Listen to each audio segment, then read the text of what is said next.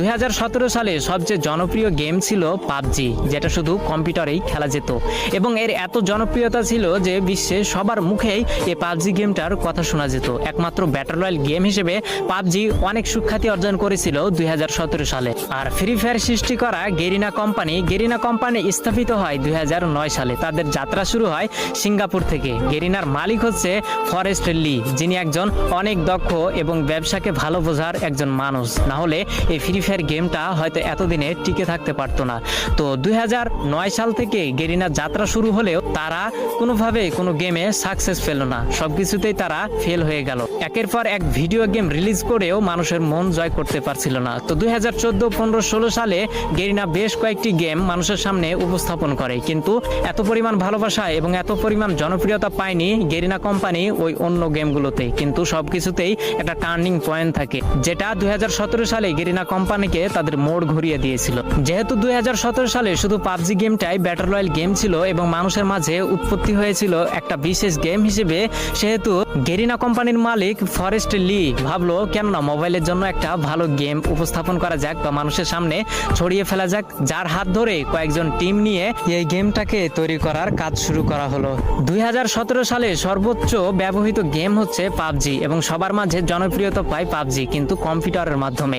ফোনের মাধ্যমে এই পাবজি গেম এতটা জনপ্রিয়তা পায়নি। সেই সুযোগটাকে কাজে লাগিয়েছে গেরিনার কোম্পানির মালিক ফরেস্ট লি তৎক্ষণাৎ ভেবে উঠলো যে মোবাইলের জন্য একটা গেম তৈরি করা যাক, যে গেমটি অনেক কম দামি ফোনেও যেন সাপোর্ট খায়। তো যার জন্য কয়েকটি টিম গঠন করে গেরিনার কোম্পানি ফরেস্ট লি কাজ করা শুরু করলো। 2017 সালের প্রথম দিকে এই ফ্রি ফায়ারটাকে তৈরি করা শুরু করলেও 23 আগস্ট 2017 সালে এই গেমটাকে পুরো বিশ্বে ছড়িয়ে দেয় গেরিনা কোম্পানির মালিক ফরেস্ট লি, যেটি একটি সিঙ্গাপুর কোম্পানি এবং সিঙ্গাপুর থেকে এর হেডকোয়ার্টার এবং পুরো গেমটাকেই পরিচালনা করা হয়। তো 2017 সালে যখন সাধারণ মানুষ সাধারণ ফোনে এই গেমটাকে খেলতে পারতো, তখন পাবজির জনপ্রিয়তা ধীরে ধীরে কমতে শুরু করলো এবং যেহেতু কম দামি ফোনেও ফ্রি ফায়ার গেমটাকে খেলা যেত, যার জন্য সবাই এই ফ্রি ফায়ার গেমে ঢুকে পড়লো। তার দেখা দেখি পাবজিও 1 বছর পরে তাদের মোবাইল ভার্সন বের করলো, কিন্তু অনেকটা দেরি করে ফেলেছিল পাবজি, কারণ সাধারণ মানুষের মনে এই ফ্রি ফায়ারটা অনেকটাই জায়গা করে নিতে পেরেছিল।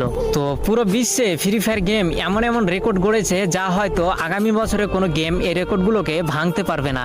তেমনই দুটি জনপ্রিয় রেকর্ড হচ্ছে 2019 সালে সর্বাধিক প্লে স্টোর থেকে ডাউনলোড করা গেম হচ্ছে ফ্রি ফায়ার গেম, যার জন্য প্লে স্টোর থেকে তাকে অ্যাওয়ার্ড দেওয়া হয়, এবং 2020 সালে দৈনিক 80 মিলিয়ন অ্যাক্টিভ ইউজার এই গেমটি অর্জন করে ধরে রাখতে পেরেছিল, যার জন্য এটি একটি বিশ্ব রেকর্ড হয়েছিল।